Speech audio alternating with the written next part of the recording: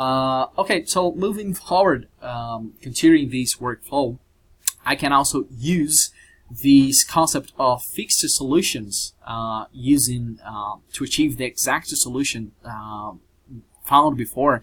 I can use this concept also to base multiple iterations of the same scenario. So let's assume we have executed multiple scenarios. We have found the best scenario, but my project is quite complex, and I still see a few issues I would like to work on. So let's assume this one. This is a pretty much common situation that can happen especially for complex projects. But I will try to summarize it in a more simplified way. So let's imagine here, this is a situation where I want to improve my production shorts. Okay, I'm doing this very simple. I'm simply forgetting all the other constraints that could be a bottleneck, creating this sort of situation over here, like blending constraints, some constraints, for example, equipment constraints, meal hours, carbon dioxide equivalent emissions, etc., etc. But forgetting all these possibilities of technical issues or even social issues that could be creating bottlenecks in my production charts. Let's assume everything else is fine, okay? But I still have this situation over here. So how can I take advantage of surface constraints to improve the scenario? Okay, so here I have my production in million tons. I have my production limit in this black line over here, and I have my actual production in yellow, and I have some shortfalls over here that are annoying me a lot. Okay, and I have the x-axis is my time t. Okay, so what I can do by using surfaces, I can, for example, let's say this is period 1. I have t equal 1 over here. T equal 1 is quite close to my production limits. That's fine. And the same is valid for period 2. Okay, let me try to summarize over here. Okay, so I have period 1, I have period 2, and both are fine. But from period 2 and beyond, it's awful. Okay, it's simply awful. I have period, for example, period 4, and I have period 3 and 4. Okay, here and here. Here I have period 5. Here I have period 6 and 7. Okay, so from period 3 to 7, I have issues. I cannot accept these, or I will try to work it out. Okay, so the idea over here is that I should take solution 1 and solution 2, or the solutions for period 1 and 2, something that is already good, is already acceptable. Okay, so how can I take advantage of that to re-optimize this scenario? This is something I could, for example, take surface 1 from period 1, and so on the interface I would have from 2. From 1 to 1, I will use force mining, restrict mining. I would use surface 1, surface 1. From 2 to 2, I would use surface 2 and surface 2.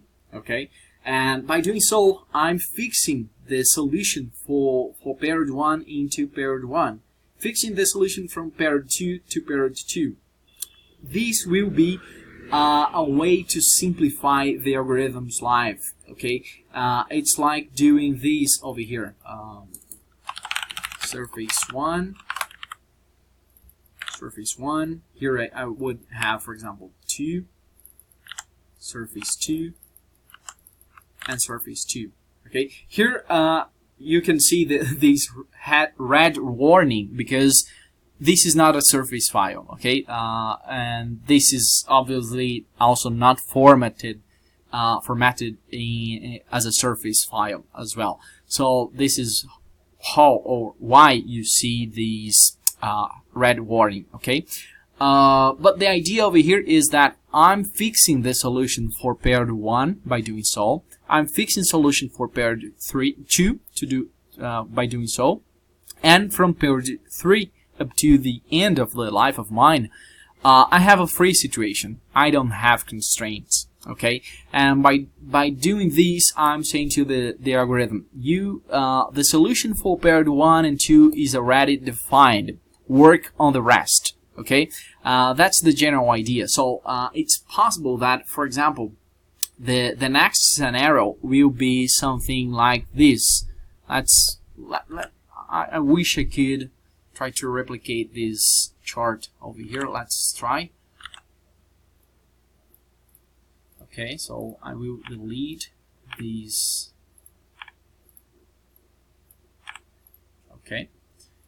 Okay, so let's imagine here is my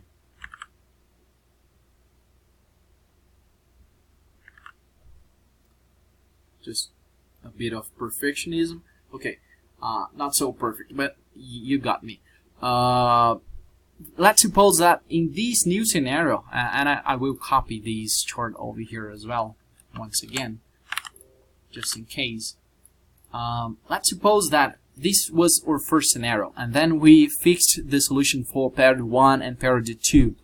So the idea over here is that let's assume that now we have a better prediction like this, but our shortfall started to happen over here. Okay, not happen over here, and respecting the prediction limit. Okay, so the idea here is now to take what is perfect, what is acceptable, or what is considered good as a final solution. So period 1 is fine, period 2 is fine, 3 as well, 4 as well, 5 as well, and 6 as well. So I will repeat the same previous process, and I will fix all the solutions period by period, from period 1 up to period 6, and the rest will be free to be re-optimized. Okay, so that's the general idea when you work with fixed solutions over multiple iterations. And you would have in this case something like this: add more ranges. Okay, I would have, for example, surface 3. These surfaces, of course, are from the previous scenario. Okay, let me actually copy just this part. 4, 4, 5, 6.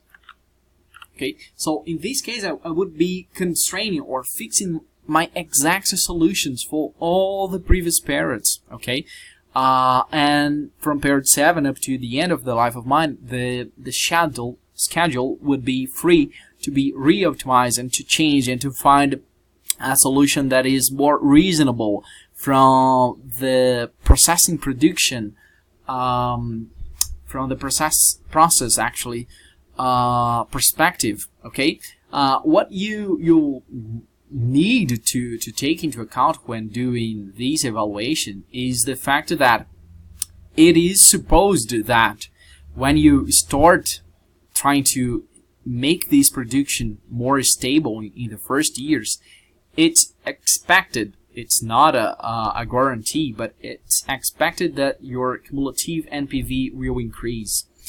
There's an opportunity, though, that is that you will, for example, start to mine more waste, and that this was actually the solution that from the NPV maximization was the best one.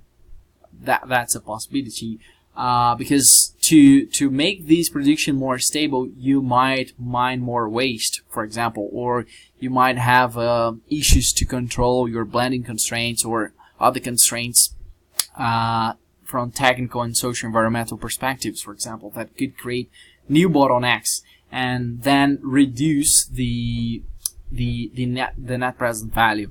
So the main point over here is that you will repeat this process of fixing solutions step by step. What is good, I fix. What is good, I fix again, and repeat it over and over. And you should observe the net present value. If it's increasing, keep moving forward. Keep fixing solutions and iterating it and over again. But if the cumulative net present value starts to decrease, it's a moment to stop. That's the general rule. It's possible that also you might have other bottlenecks and other challenges with other constraints from the project's assumptions. Okay, so it's when you do these, the first thing to observe, of course, is the net present value, but you also need to pay close attention to all the project's assumptions that might be being affected by such manipulations. Okay, this is a way to try to iterate over multiple scenarios to optimize scenarios that you think or you understand that are suboptimal, but it's possible that you will then finally understand that, well, when I make this prediction more stable, I'm having issues with other project assumptions, and then you will start to understand what is the bottleneck for the system. Maybe this will be a lower priority. Maybe blending constraints will be a lower priority. Maybe the bottleneck is in your mill, for example, and then you should start thinking about acquiring a new mill, or maybe considering a mill expansion capacity, etc. So that's it. This is how you can take advantage of fixed solutions to iterate over multiple scenarios with the goal of improving solutions you think are suboptimal.